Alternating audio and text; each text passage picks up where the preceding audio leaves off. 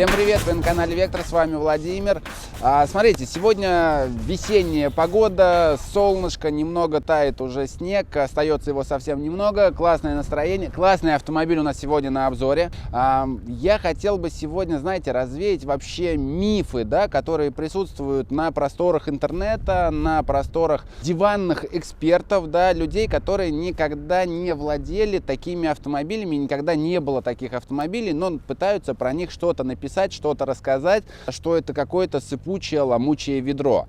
Я сегодня развею этот миф. Конкретно у нас этот экземпляр 2010 года автомобиль X5 E70, 3-литровый дизель, не налоговый. Самый удачный кузов, наверное, для X5, потому что X5 в 53-м кузове, ну, он уже, наверное, морально устарел. Там не осталось живых экземпляров, да, которые вот прям сохранены. E70 кузов, их больше и более ликвидные на вторичном рынке, чем 53-й, да, немного они подороже, и по внешке он прям вот классный, да, лично мне очень нравится. Смотрите, у нас экземпляр не на самых больших и не на самых красивых колесах, да, здесь 19-е, а есть и на 20-х, на 21-х, смотрится вообще классно, но менее практично. Здесь он немного помягче. Смотрите, сбоку узнаваемый, вот просто вообще нету ничего такого, что, ну, меня бы, допустим, раздражало, да, как недавно у нас был на обзоре там Infiniti, да, там с какими-то дешманскими ручками. Здесь качественные ручки, здесь просто вы прям реально открываете дверь, это даже тактильно приятно, да, то есть, ну, это все монолитное, литое. Забегая наперед, скажу, пробег на этом автомобиле примерно 300 тысяч. И он по данный момент в офигенном состоянии технически. Внешне есть, конечно, кое-какие моменты. Вот в задние фары красивые, интересные, но уже немного затерлось, да. То есть, ну, это 300 тысяч пробега на автомобиле. Как бы либо полировать, там, покрывать лаком, приводить в порядок, чтобы они просто загорелись. И будет все супер. Задняя часть классная, стильная, взбитая. Все симметрично. Два задних хода, раздвоенные выхлопы. Никакого китайского фальша нету, да? Там парктроники, все заводское, все штатное. Опять отсылка к японцам. Смотрите, как быстро открывается крышка багажника. И она быстро открылась. В японцах, в таких, в премиальных типа японцах, Infiniti и Lexus, эта крышка открывается очень долго. Смотрите, по багажнику шторочка. Еще одна шторка, это изначально предусматривается там от собак, да, то есть немцы заморачиваются эти вопросы, все штатные крепления, все классно. Смотрите, полочка,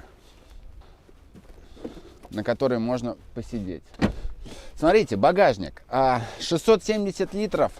Объем очень хороший показатель. При сложенном втором ряде сидений получится 1720 литров. Это практически 2 куба. Для премиального автомобиля это очень хороший показатель, потому что обычно премиалка, она не делает никогда акцент на багажнике. То есть в премиуме это всегда акцент для водителя. Здесь такой более практичный премиум получился за счет объемного багажника. Смотрите, давайте посмотрим здесь. Японцы, учитесь, пожалуйста. Смотрите, здесь аморик стоит, друзья. Здесь стоит аморик, просто пол поднять и держать амориком. Я не говорил ничего про капот. Да, то есть, если я обычно открываю там капоты, да, там нету амориков, там кочерга, то здесь просто пол в багажнике с амориком. Круто. Вообще, вот немцев я очень люблю и уважаю, немецкие автомобили, именно за вот эти мелочи, за эти фишки, которые продуманы для людей. Здесь была докатка, но ее убрали и сделали органайзер.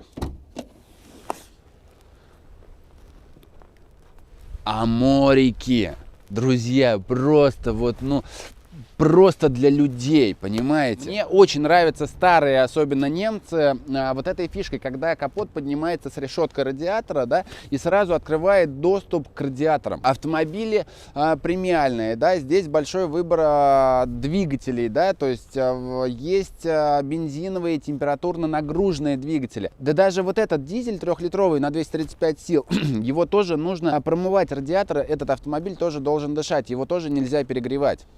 Открыли, просто на мойке попросили, вам намыли. Вот оно, сердце данного экземпляра. Это 3-литровый дизель. Рядная шестерка, 235 лошадей, 520 крутящего момента, очень хороший показатель. Смотрите, динамика разгона заявлена примерно 8 секунд. Не спорткар, да, не там самые выдающиеся показатели, но хорошие, да, то есть уверенная динамика, уверенный разгон, причем во многих диапазонах у конкретного двигателя. Это может быть со светофора в городе, да, и это может быть там со 100 км в час на трассе. С весом автомобиля в 2 тонны 150 килограмм, да, это, я хочу сказать, все-таки хорошие показатели технические по динамике, да, там 8 секунд до 100, это достойно.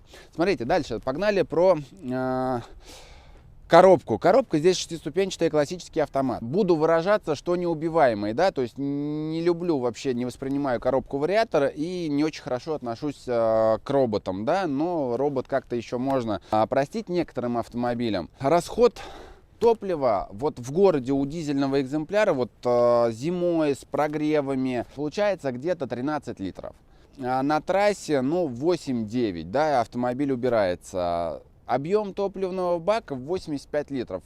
Хорошие показатели, да, в плане запаса хода. Для меня это вот, ну, лично для меня это очень важно. Я почему последние, наверное, там 6-7 лет стал очень хорошо относиться к дизелям. Для меня важно запас хода, не экономия, а запас хода. По техничке хотел бы рассказать дальше. Смотрите, здесь есть огромный выбор двигателей, да, то есть вопрос ваших пожеланий, да, то есть производитель подумал, смотрите, есть дизель 235 лошадей, есть такой же 3-литровый дизель-двигатель, все то же самое, здесь у нас одна турбина, и есть еще на 2 турбинах, это получится 286 лошадиных сил, это уже налоговый, но там крутящий получше, динамика лучше.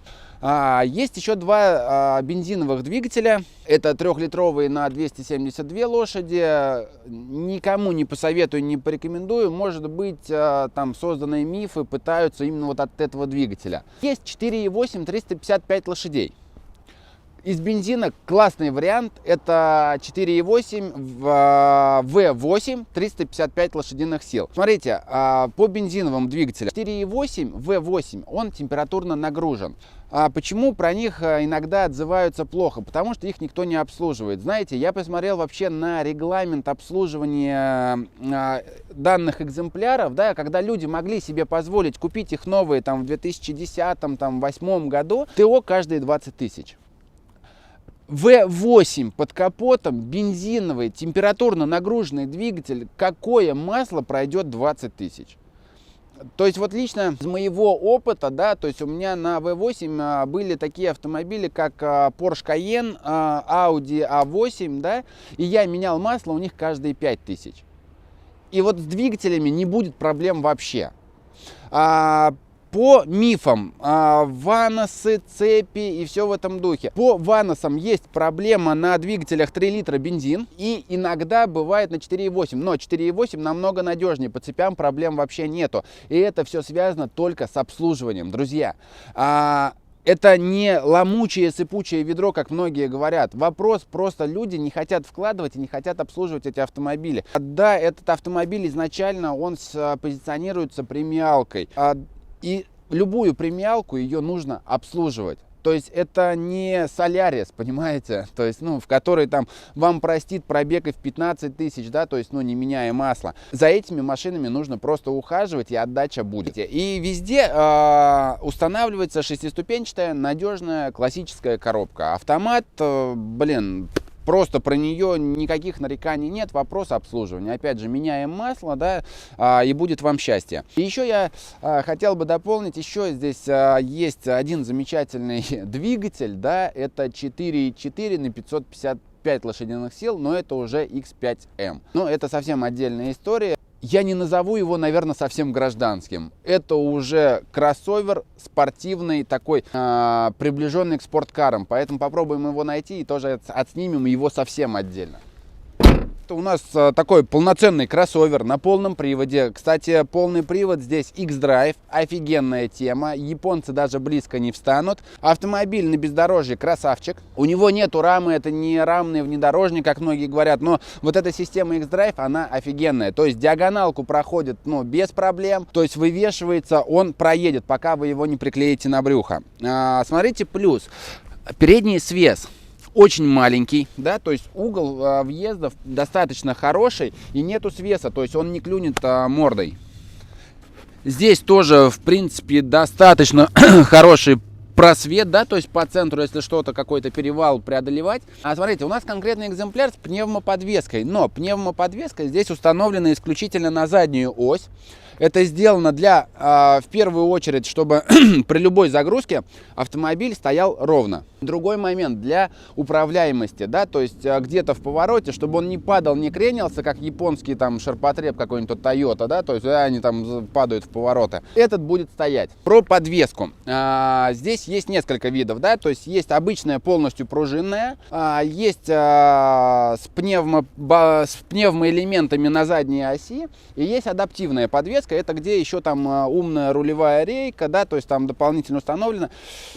Чем проще, тем лучше, да, то есть дешевле в обслуживании. Но если у вас есть финансовая возможность, чем круче подвеска, тем комфортнее, тем безопасней. Погнали по мифам. Вот многие, вот там BMW разваливается. А что здесь разваливается? Смотрите, по подвеске, то есть железные обычные рычаги, да, на 53-м кузове там были алюминиевые рычаги, разваливались. А здесь очень много доработок, да, здесь все хорошо. По ценам. Просто сейчас сделаю отсылку на Infiniti. Мы недавно снимали Infiniti FX30, да, тоже там дизельный экземпляр. Вот про нижние рычаги шаровой. На Infiniti, на FX рычаг стоит 40 тысяч рублей. Здесь он стоит 9 тысяч рублей. 9 тысяч рублей. И вы мне хотите сказать, что BMW дорогая в обслуживании? Может быть, все-таки японский ширпотреб вот этот вот дорогой в обслуживании? Смотрите, еще один момент по приводам. Здесь был заменен привод у официальных дилеров за 9 тысяч рублей. 9 тысяч рублей заменен привод. Опять сделаю отсылку на Infiniti FX в кузове S51, который мы недавно снимали. Там этот привод стоит 30 тысяч рублей. Это вам к тому, что вот прям фактическая цена. Сегодня у нас 2024 год. Привод менялся в 2023 году вот на этом X5 и Infiniti, да, который мы снимали недавно. Вот вам разница в ценах. Как вас просто имеет Nissan. Хотел бы еще немного сказать про оптику. Автомобиль у нас дорестайловый, да, там 2010 года. Здесь заводской установлен ксенон. За столько лет он выгорает и он уже очень плохо светит. Здесь ксеноновые лампочки были заменены на диодные, свет уже хороший, да, и многие прям меняют целиком модуль, да, линзу, то есть на диодную свет будет офигенный. Это вообще недорого стоит. По крайней мере, я считаю, что лучше сюда переделать оптику, нежели там купить какой-то там новый китайский ширпотреб, да, который пытаются назвать автомобилем. Давайте посмотрим, что здесь у нас на втором ряду сидений. Смотрите, дверь открывается, но угол не 90 градусов, не самый большой. И здесь вот в ногах немного неудобно будет, но я сейчас попробую забраться. Смотрите, тяжелая, большая, широкая дверь. Сразу, пока здесь качественные материалы, наверху пластик, тактильно, приятно, да, то есть здесь как бы вставочка, здесь кожа, хороший пластик.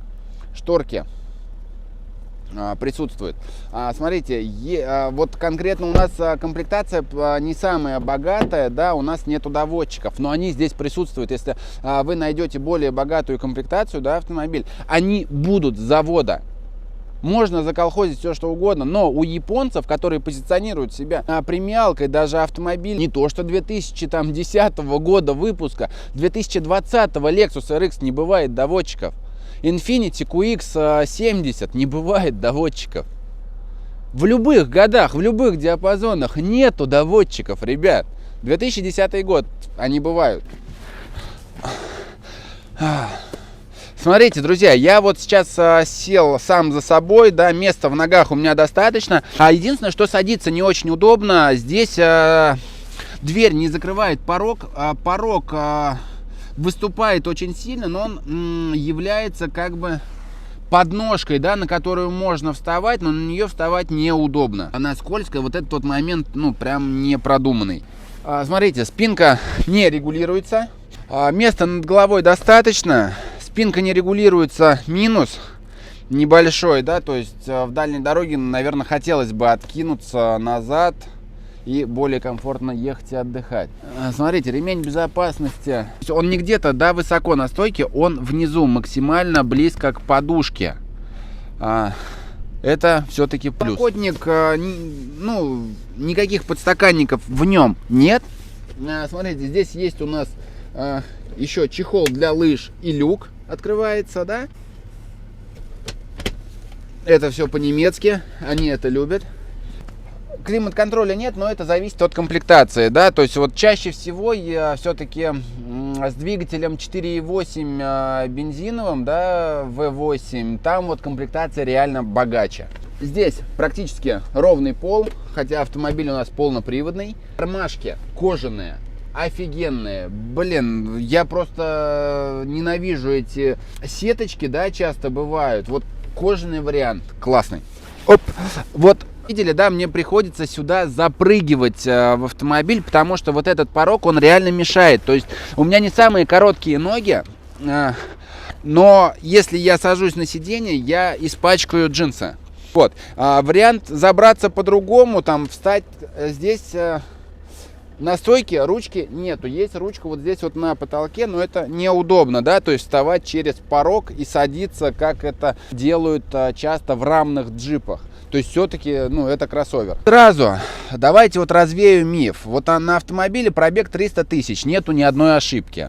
Никакие чеки не горят, никакие там лампочки по отсутствию масла. Масложора здесь нет. Если, ну, этот дизельный двигатель не течет, не сопливит, нету масложора. Пробег 300 тысяч. Смотрите, пока здесь тоже сразу хотел сказать, пробег 300 тысяч, состояние руля. Мы недавно снимали Infiniti. Там пробег был значительно меньше, раза в 2. И там от руля уже ничего не осталось. Посмотрите на состояние руля. Просто. Да, немного потерлось, но пробег 300 тысяч. Японцы так не смогут, а китайцы тем более. Смотрите, немного уже просела, наверное, да, тоже вот обивочка сиденья, но пробег 300. Давайте я сейчас подвину сиденье немного вперед. Смотрите, состояние обшивок. То есть единственное, что они немного промялись. Но сиденье по данный момент, кожа основная, прям в офигенном состоянии. А здесь не самая богатая комплектация. Да, то есть если вы себе рассматриваете к покупке подобный автомобиль, сделайте, пожалуйста, акцент на комфортных сиденьях. У них бывает в комплектациях комфортное сиденье, это где есть ломающаяся спинка. Это просто бомба. Это самое офигенное сиденье, что могут быть. Я просто ездил на подобных на BMW 7. Там ломающиеся спинки, боковые поддержки, да. Это супер. Смотрите, здесь под колени, ну, атаманка ее назовем, да, которая выезжает, она механическая, с сиденьями, с ломающимися спинками, то есть она будет, эта подушка тоже электрической. Рассказывать там про кнопочки стеклоподъемника, да, то есть, ну, не вижу смысла. Это хороший немецкий автомобиль, это не японский ширпотреб, у которых там они экономят на доводчиках стекол, да. Здесь все классно, все на авторежимах, там с памятью сидений, даже в не самых богатых комплектациях. Погнали! Сел за руль, да, настроился как мне удобно. Очень много регулировок по сидению, высота, углы, да, то есть единственное, что спинки не ломаются. А руль с электроприводом выезжает. Опять же, повторюсь, не самая богатая комплектация. У нас здесь есть только подогревы сидений, нет подогрева руля, но это все зависит от комплектации. В более дорогих это бывает. Немецкие фишки, наверное, я это назову, да, то есть открывание бардачка. Ну, то есть, я не знаю, ну, для хранения пистолета, да, и здесь чейнджер для дисков. Супер класс, смотрите, и он закрывается, то есть, ну, мне не надо там вот так вот, да, делать, там, ну, обыгрываться, то есть, любой частью я закрою целиком бардачок, который просто разложился на две части. Здесь также, да, то есть, подлокотник справа, слева, да, то есть, здесь с кнопочками. А здесь еще вот телефон в комплектации в богатых, дорогих, чаще всего на 4.8 двигателях это бывает. Здесь немного завалено, но он достаточно глубокий. И закрывается без разницы, какая часть, в какую сторону, да, то есть первый, второй, то есть просто все продумано для людей. Погнали дальше. Здесь вот есть еще ниши, подстаканники, пепельница, там прикуриватель, да, все закрывается, все прячется. Шайба мультимедиа, вот это iDrive, да, которым, ну, многие говорят, что неудобно, не нравится. Опять же, еще один миф, который многие пишут, вот там мультимедиа глючит. Смотрите, вот человек очень много лет уже на этом автомобиле не глючит. Единственное, что он сделал, он расшифровал данное меню, да, перевел его на русский язык, потому что эта машина привозилась в Германии там много лет назад. Все. Просто все, вот, пожалуйста, вам все на русском, то есть вся вот эта шайба работает, на реально там информация об автомобиле, да, то есть там бортовой компьютер, состояние автомобиля, давайте посмотрим, там по маслу, уровень масла, он есть, представляете? Мне не надо вылазить там под капот, доставать этот щуп, это, кстати, отсылка Lexus RX 4-го поколения в рестайле 2020 года. Там нет такого. Там стоит вот такой вот монитор, но информации подобной нет, ребят. То есть здесь там состояние колес, шин, датчики шин, состояние тормозов. Все, вот, пожалуйста. Вы основную информацию техническую получите просто с бортового компьютера автомобиля. Не надо ехать на диагностику, подключать какое-то там специализированное оборудование. Минималка необходимая есть. У нас установлена не самая топовая музыка, да, которая вообще устанавливалась на эти автомобили, но она поет офигенно качественно. Здесь присутствуют сабвуферы, но это не топ. Вот этот не топ. Я опять сделаю отсылку на недавно, который мы снимали Infiniti FX30, да, с музыкой Бассе. Это не музыка Бассе, которая стояла в этой Infiniti. То есть просто обычная стандартная музыка в BMW намного круче, чем Бассе в Infiniti. Здесь у нас комплектация с панорамой. Смотрите, шторка работает. Это BMW. Вот просто многие, я говорю, пытаются обосрать эти автомобили. И это делают те люди, которые ими, наверное, никогда не владели.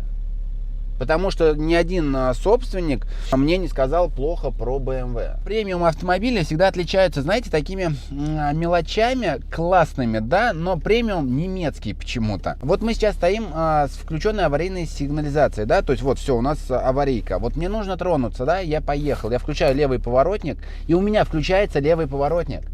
Понимаете?